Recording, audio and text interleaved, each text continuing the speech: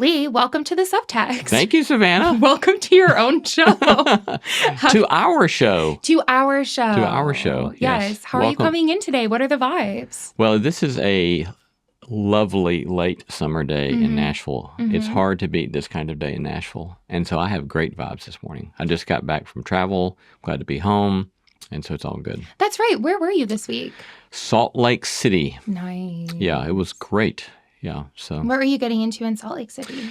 The Public Media Content Conference. So it's all the public radio people. A lot of the public radio people in the world were there. So it was fascinating. For no small endeavor? Yeah. Yeah. Nice. Yeah. That's sick. Yeah. So it was very enjoyable. There's a conference for everything. There's a conference for everything. I'm very into that vibe. Yeah. Well, what have you been getting into lately in terms of what you've been reading, watching? Let's see. We've been watching this show with, what's her name? Brie Larson. Nice. Yeah. Lessons in Chemistry. Yes, it's based off of that book. Yes. Yeah. It's a great little show. Mm-hmm. Yeah. It's moving. And, it deals with a lot of patriarchy and racism and women in STEM. And so... light topics. Light topics, yeah. But it's very entertaining and very enjoyable and moving. And so, yeah, we've had fun with that. How about you? Okay, I guess we're on a big feminist kick at the moment, both of us, because I just finished this book from the Regency era, and it's called The Ladies... Regency era. What's Isn't that mean? the late 1800s? You got me. I'm pretty sure. It's the same era as the Gilded Age. Okay. Only this is happening in England. Oh, okay. And it's called The Ladies' Road Guide to Utter Ruin. Huh. And it's the second part of a series of this Regency era series of these two women in their 40s who are not married. They're sisters. And they become spies, basically. Huh. And they help solve crimes and help rescue people from bad situations, which was, of course, not typical for women at the time. It's so magical. Is this a book or is it a series? It's a book. Yeah. I'm reading while you're rotting your brain on television. Just kidding. It's probably the only time that will be the case. Is me reading. That sounds good. I like it. Very good. Yeah, which with Regency era stuff too, it's kind of close. There are some similarities to right now, where it doesn't feel like you're reading about something in the 3rd century, which is nice, but it is still very distant. Yeah. Yeah, good. Yeah, we've also been watching The Gilded Age. Sick. Yes. And I feel very torn about it. It's well, first of all, I would say that I don't know if I can say this, but I guess I will just say it. I think the acting was very poor early on.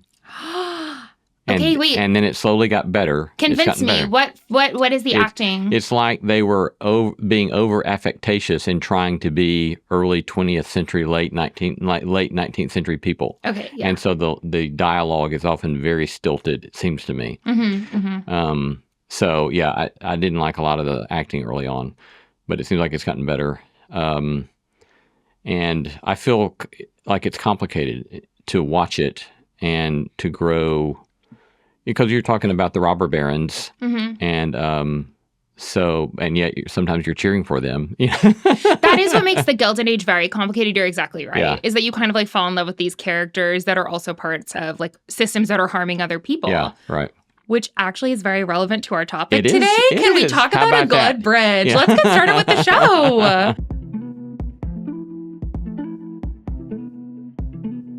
Okay, everyone. Welcome to the Subtext, where we go beneath the headlines and beyond the obvious. I'm Savannah Locke. And I'm Lee Seacamp.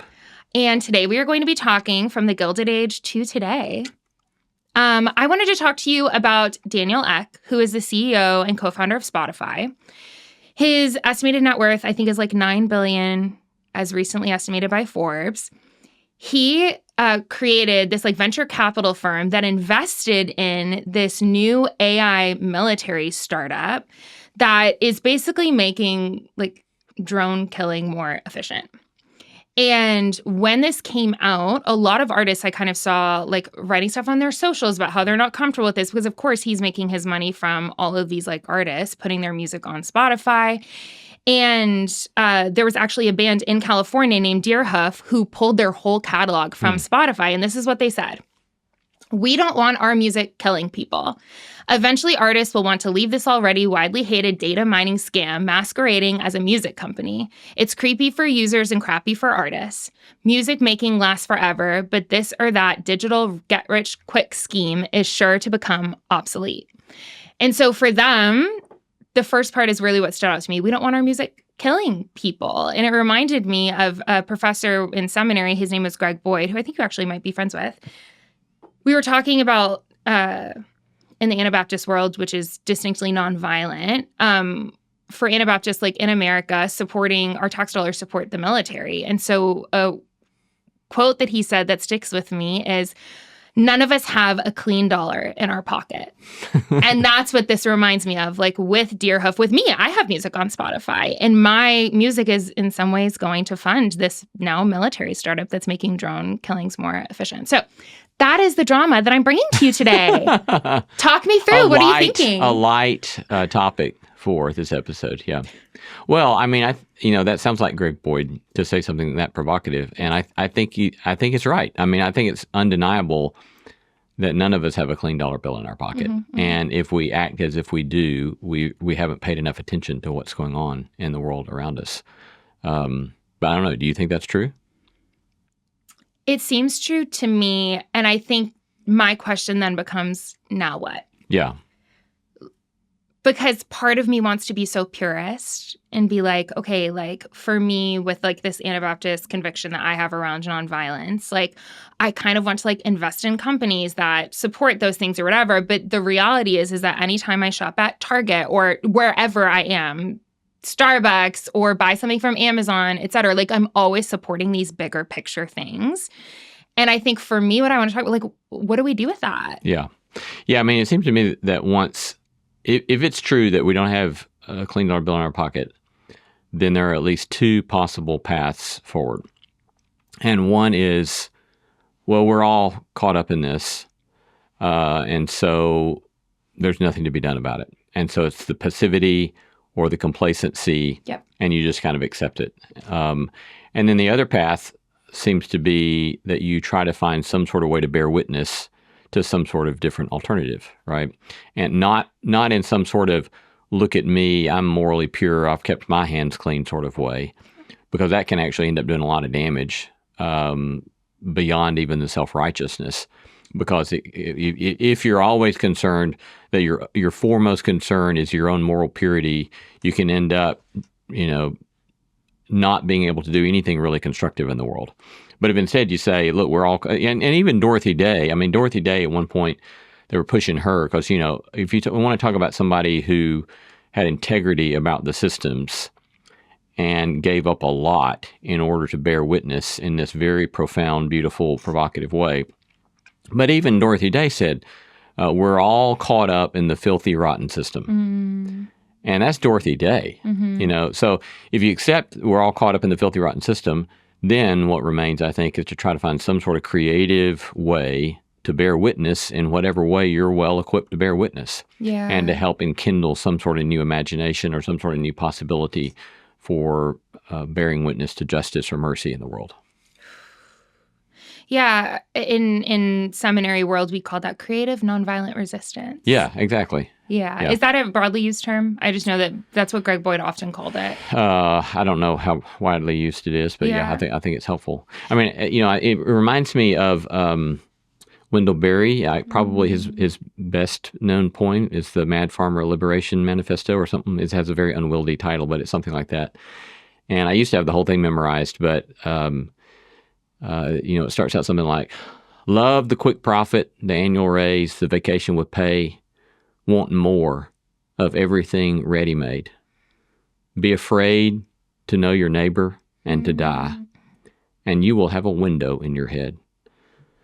And he says your mind will be punched on a little card and put away in a little drawer, and when they want you to buy something, they will call you. And when they want you to die for profit, they will let you know. And then he goes on, he says, so friends, every day do something that will not compute. Love the Lord, love your neighbor.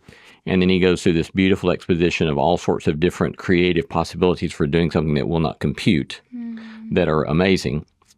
And then his last line is practice resurrection. And so the whole thing there is like, right, he's not looking for some sort of morally purist utopian fixing everything, but accepting that's the way the system is.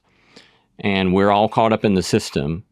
So just do something that doesn't compute, right? And the compute there is crucial because it's like all of the system, the capitalist system, the military system, all of this stuff is caught up with this idolatrous pursuit of efficiency. And everything gets boiled down to efficiency and what is computable.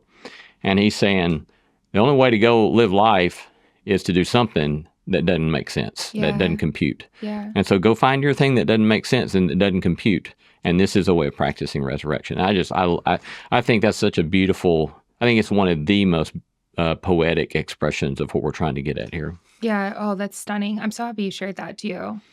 Yeah. And that honestly, I feel like, dang, these episodes are just going to be you literally convicting me or the Holy Spirit convicting me. But I think one of my takeaways from, to be more personal, the last year of my life is I had been working so much, like so many jobs. And like, you know this because we've talked about this before we coming onto the show of like, I had like 11 social media clients and I was creating hundreds of pieces of content every single month for these clients. And I was like kind of working myself to death. And I had people that worked like with me and people that worked for me that now looking back, I didn't treat as well as I should have in the name of efficiency. Where I'm like, you're not working fast enough or you're not doing it like quick enough or you should be like hacking the system to do X, Y, and Z because my pace was so fast that I felt like everyone else needed to catch up with me in order to execute like basically so that we could all make money. And like looking back, one of the things that I've been like kind of unearthing and saying like, okay, I never want to go back there is me realizing that for me, giving way to the system instead of disrupting the system and living in according to like the kingdom of God, like one of the fruits that it bore in me that I didn't love was an idolatry of efficiency, where I was basically like, this is what needs to happen. And if you don't fit into this, then you're out, or I'm going to tell you to like buckle up and like get going. And so that's what that brings up for me, like kind of on a personal level of like, oh gosh, like, yeah, like I know on like a broad level, I know that this is wrong, but even I like got caught up into this system. And now looking back, I'm like, I never want to do that again.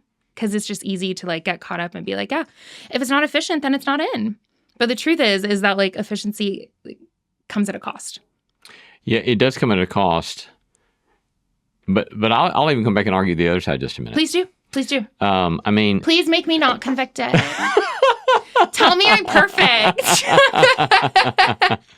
I mean, you know, it's kind of like, I mean, efficiency in and of itself is like most things. It has its place when rightfully ordered within our priorities.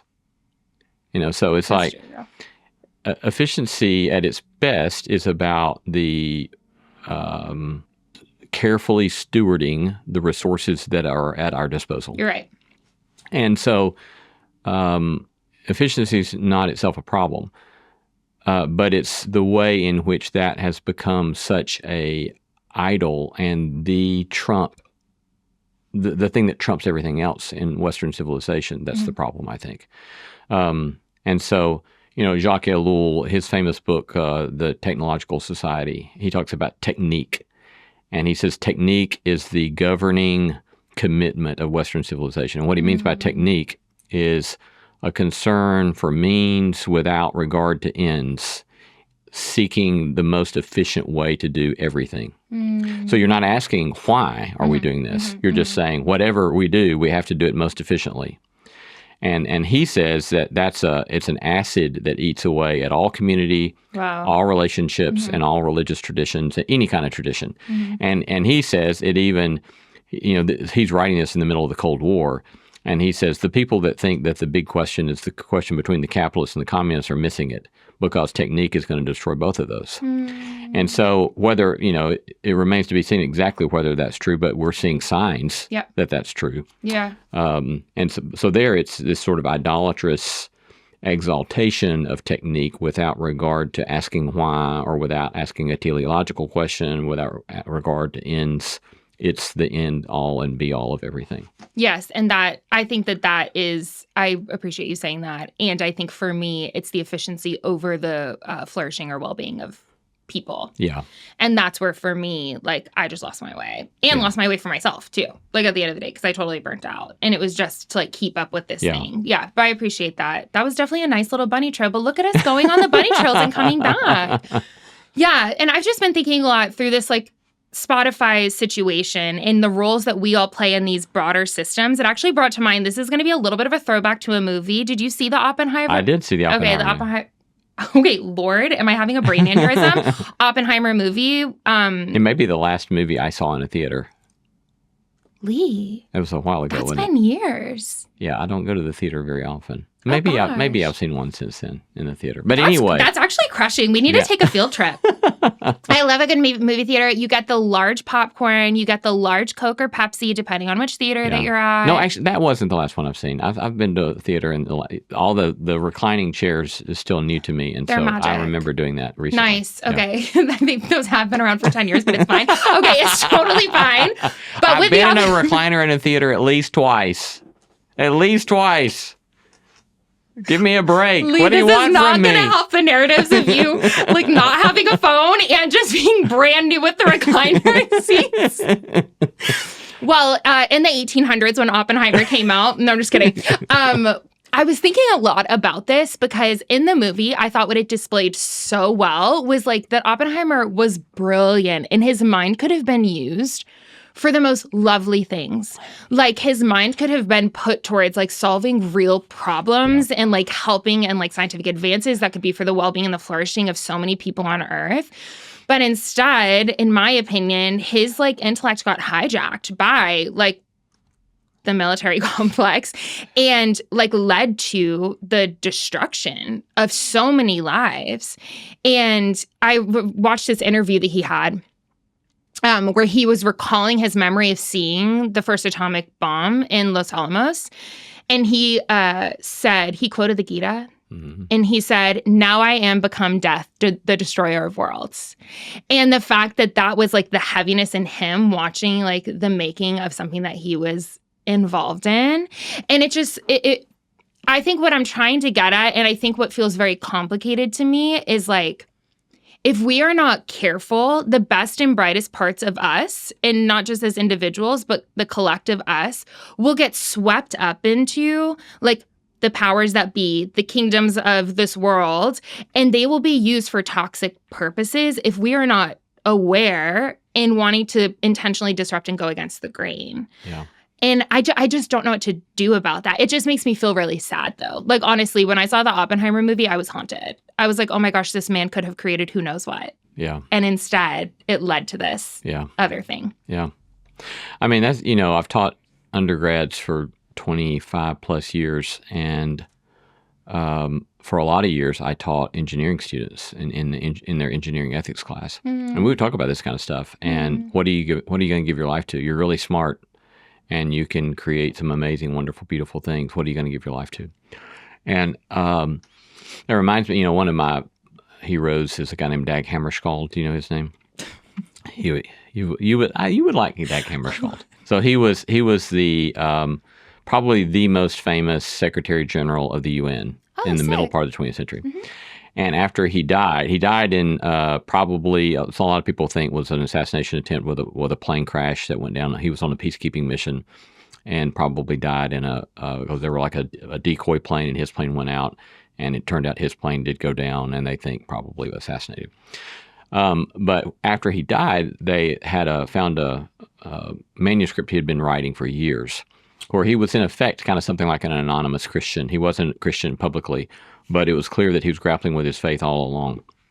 And if you go to the UN in New York City, as you walk in, there's a little chapel off to the right, and on the there's a placard by the door that has the passage from Isaiah about beating swords into plowshares and spears into pruning hooks. And then if you go inside the chapel, there's this huge block of iron ore. They're the only thing in the room. It's a very nondescript room. a big old block of iron ore that's maybe 4 or 5 feet tall, 2 feet wide, 6 feet long, and a light shining on it from the ceiling. And in the commentary on that he wrote, he said, what we want to cause people to meditate, and the question we want to ask is, what will we do with our wealth? Mm-hmm. Will we beat it into swords mm-hmm. or into plowshares? Mm-hmm. Will we feed our neighbors, or will we seek to destroy them? Mm-hmm. And so it's this beautiful, compelling sort of vision, right? And outside the UN, there's this huge sculpture of a guy beating a sword into a plowshare. Mm-hmm. And so that's the kind of vision he wanted to set, is the question that you're asking is, really, what are you going to give your life to individually, communally, mm-hmm. nationally? What mm-hmm. are we giving ourselves to? Mm-hmm. In my mind, it is one of the most crucial questions that any person or any community will ever ask. And how do you recommend discerning the answer? Well, I mean, fix it. Yeah, I think the big, one of the big first of the criteria is asking yourself the question about what kind of human being do you want to be, and to what do you want to give your life, and that very question that he's asking towards dominion of death, or towards the proliferation of life, toward flourishing, or towards fear and destruction and anxiety and power. Those are fairly clear. It gets ambiguous clearly, right? And the whole system means that all of these are muddy. But that's still a pretty clear question. Yes. That you can make a choice about which kind of path you're going to give yourself to, and mm-hmm. give your intellect to, and give your studies to. And so I think that's the first big question. Yeah. Yeah. There's when I wrote it was actually just bringing me back to like when I wrote my thesis for seminary, there were like a couple of early Anabaptist writers that talked about like this like two kingdoms piece, which it's like not distinctly to the Anabaptist tradition, but like very like light versus dark, like nonviolent versus violent. And there was like kind of this intense binary there. And obviously like nothing is actually truly like one thing or the other, especially in our world. It's like so complicated. But I do remember being like compelled by this idea of like, I have the choice, like choose you today who you will serve. Like I have the choice of like where I'm going to give my life. And once again, to go so personal with like the whole efficiency thing and me like burning out and quitting. Part of that was me also recognizing the fruit in my own life and just being like, wow, like I'm anxious. All I think about is money, and I am not treating people as well as they should be treated. Like that's the fruit and that's the evidence. And so for me to take a step back and say like, I don't want to give my life to this and wake up in 20 years and be like, well, I have a lot of money, but it's not good enough. Right. And so I think that, there's something to be said about like kind of going through like a discernment process. I feel like I'm talking so Christian today, by the way, and I don't even know why, but like a discernment process of saying like, okay, what is like the wisdom here? Like what kind of fruit do I want my life to produce? But what would you say to people? And I think that maybe around the humility that's required here of saying like, no matter what you do, you're still not going to have a clean dollar in your pocket. Like, what would you say to that and the complicated nature of that? I guess first I would ask, why are you so concerned about, not to you, but I would say to this person, why are you so concerned about that? Yeah. It's like, is that concern about your own, wanting to make sure you keep your hands clean and your own moral purity or self-righteousness or, some sort of legalistic conception of you being okay? Yeah. And if the answer to that is yes, then I would say, well, you might want to look at that, and think more about that. Mm-hmm. And to realize it's always an iterative process in us trying to make sense of what our lives are about and what they might be. One of my people in the No Small Endeavor world would have heard me talk a lot about one of my favorite moral philosophers, the guy named Alistair McIntyre. Mm-hmm. And he used to say that a good life is a life spent seeking the good life, and then seeking to develop the virtues that will sustain that life. And I like the way he puts that, because it means, you do your best to define it, and then you work at becoming that kind of person, and then you keep asking the question, because as you develop greater capacities, you're going to learn to see things, new things that you haven't seen yet. You're going to see new possibilities that you haven't seen yet. And then you ask yourself the question again, okay, what does it mean for me to live a good life? And then that's probably going to help you see some things anew. And then you say, well, if I'm going to do that, then I need to develop this part of myself or this part of myself. And then again and again. So it's this beautiful sort of, if we get caught up, and I say this as a recovering legalist and a recovering perfectionist, but if we get caught up in that sort of moral purity kind of stuff, I think it just does a lot of damage, and it doesn't keep us from living very well and living very freely. So, I would say get on out there and start living as best you can the good life that you understand to be right in front of you, and then you'll keep learning more as you go, especially if you have a good, healthy community around you of friends that also are trying to live well and live true. Live according to the beautiful, the true, and the good. Yeah. I love that. Yeah, and there are examples of this. Like, I think we talked about Dorothy Day. She's a great example, I think, of someone who, like, recognized, what did you say, the filthy, rotten system? Yeah, that we're all caught up in the filthy, rotten system. Yeah. She, though, also disrupted the system in really good ways and in practical ways. And I was reading, for anyone who doesn't know, she was, like, a Catholic social activist and was very, like, wonderful and disruptive up until like her old age, which I love. But she like refused to pay taxes that fund to the military. And like the IRS hit her and she literally was just like, do what you will. Like she refused. Yeah, she didn't have anything for them to take. Yeah, she was poor. Yeah. So she owed like $296,000 in back taxes and penalties. This would have been like in the middle of the 20th century. Very iconic. She also refused to participate in the mandatory nuclear air raid drills in the 1950s. So they were having everyone like go inside to like prepare for air raids, etc. And she and others purposely stayed outside, even though it was technically like against the law. And so I thought about her just being arrested. She got arrested 12 times. The last time was in her mid-70s. Just an icon. Yes. So I did think about her, like, recognizing the rotten system, but also saying, like, these are my things that the hills I'm going to die on. And for her, she really did disrupt in ways that costed her something. Yeah. But also she didn't deny, like, the fact that she was also culpable, as we all are. Yeah. Which I loved about her. Yeah. But I know that you also, like, did you say Martin Sheen was another example of this? Yeah, he is. But before we go to Martin Sheen, one of my favorite photographs from the 20th century, a black and white photograph, is of Dorothy Day. And she's sitting very relaxed. And you see her right in the middle, as I remember, you see her right in the middle of the photograph. And it's shooting between two men that are standing towering over her.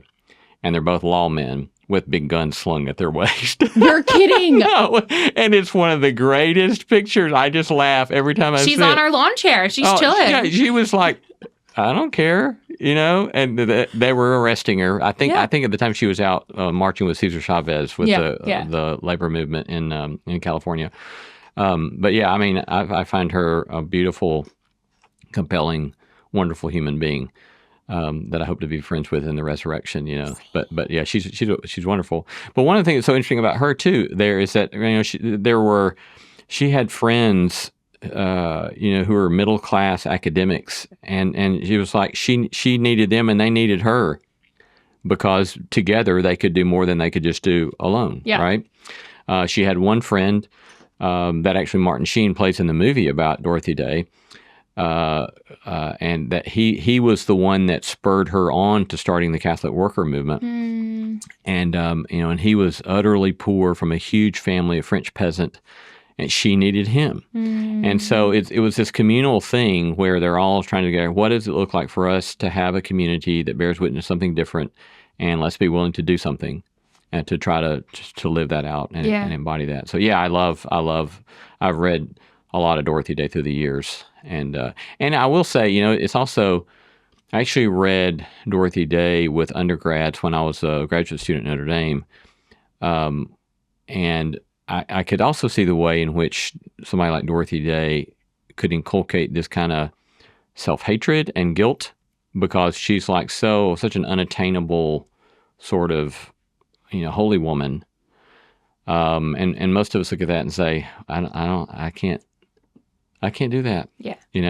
She was not typical. Yeah. And so I think a lot of people can be discouraged by that if they don't read it well, and say, well, let's all just keep leaning into what can you do? What is possible for you to do? And we can all do something.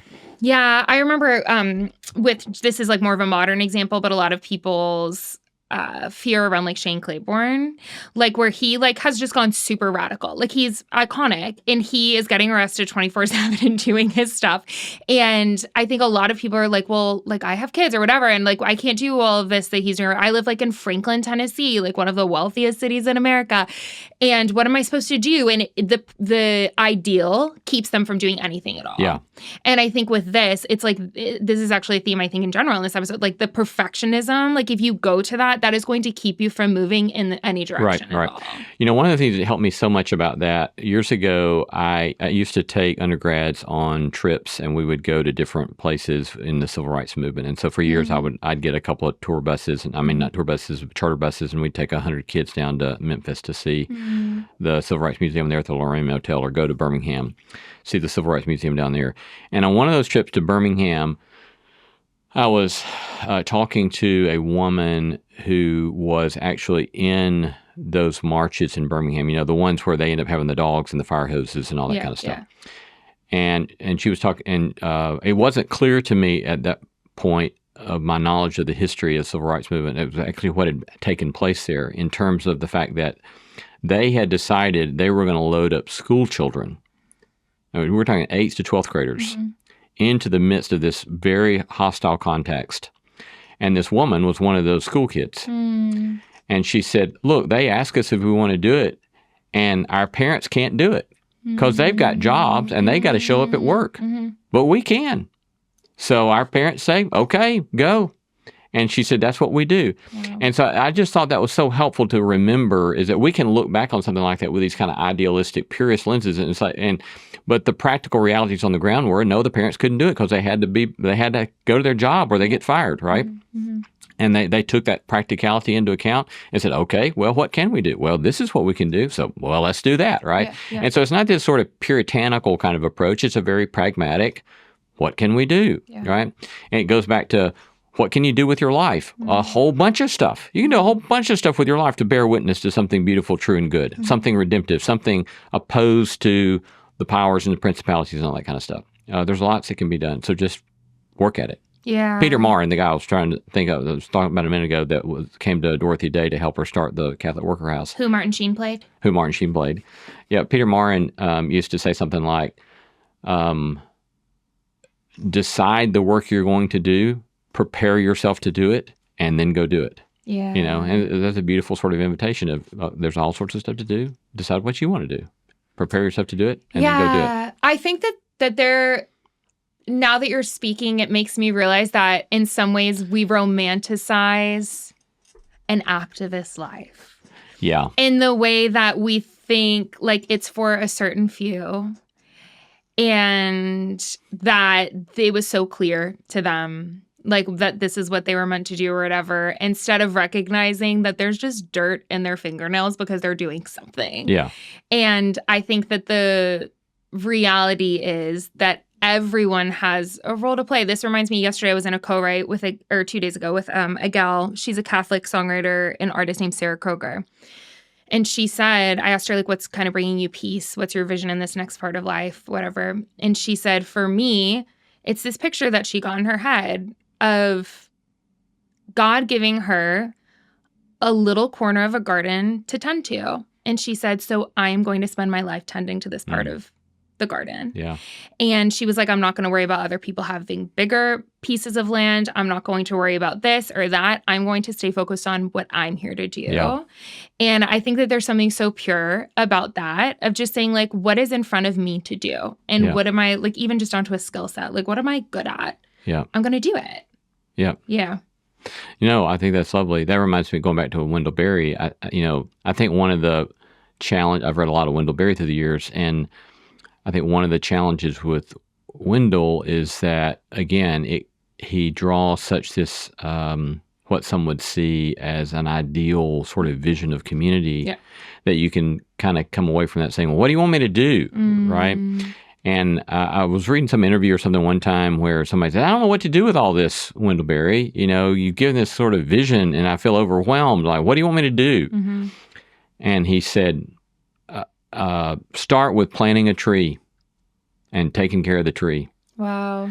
And so I think that, again, it just, what can you do? Well, there's a lot you can do. Yeah. So do it. Yeah. Right? Yeah. I love that. That's so good. Andy Squires, do you know him? He's a poet. No. He wrote this piece on Substack last week. And the title is something like, "The Local Church Will Kill Your Idealism." And he talked about the beauty of a local community, but also the messiness of it. And how sometimes, like with Wendell, I agree. I think some of that has to do with his actual style of writing too. Like, it's just so like, there's like a charming piece about it. But like the idealistic piece, which I don't think is intentional for him, but like sometimes we idealize like, oh, a local community in a small town, whatever. But Andy, I think, did such a beautiful job of being like, local church will actually kill your idealism and keep going. Yes. Like, keep being part of it. Yeah, so that reminds me of Bonhoeffer. So when you look at somebody who gets idealized, Bonhoeffer always... so idealized. So idealized. Yes. But when I was a rookie faculty member, my dean called me in one day, and he said, you need to go read Bonhoeffer's Life Together Again and read the chapter on such and so. And I said, okay. And so just for those who are unaware of this particular book, Life Together, so remember, Bonhoeffer is seeing with the rise of the Nazis what the Nazis are about. He starts a seminary that's illegal, a legal seminary to train pastors to try to withstand Nazism.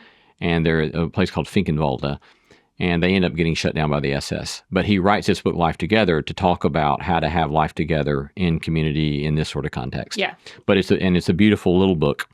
But the passage my dean wanted me to read goes this way. God hates visionary dreaming. It makes the dreamer proud and pretentious. The man who fashions a visionary ideal of community demands that it be realized by God, by others, and by himself. He enters the community of Christians with his demands, sets up his own law, and judges the brethren and God himself accordingly. He stands adamant, a living reproach to all others in the circle of brethren. He acts as if he is the creator of the Christian community, as if his dream binds men together. When things do not go his way, he calls the effort a failure. When his ideal picture is destroyed, he sees the community going to smash. So he becomes first the accuser of his brethren, then an accuser of God, and finally the despairing accuser of himself. Isn't that amazing? Iconic. And that is iconic language. That's Dietrich Bonhoeffer, right? Who dies for the faith. And so I think it's this sort of, let us be careful about these ideals we set up because they can really cause a mess. Yeah. But it doesn't mean we then should, I don't think it means we should then give ourselves an excuse to do nothing and to be passive. No, agreed. What is that line? God hates visionary dreaming. And on that, God hates visionary dreaming. We will close our episode for today. I don't know why this won't be a hit.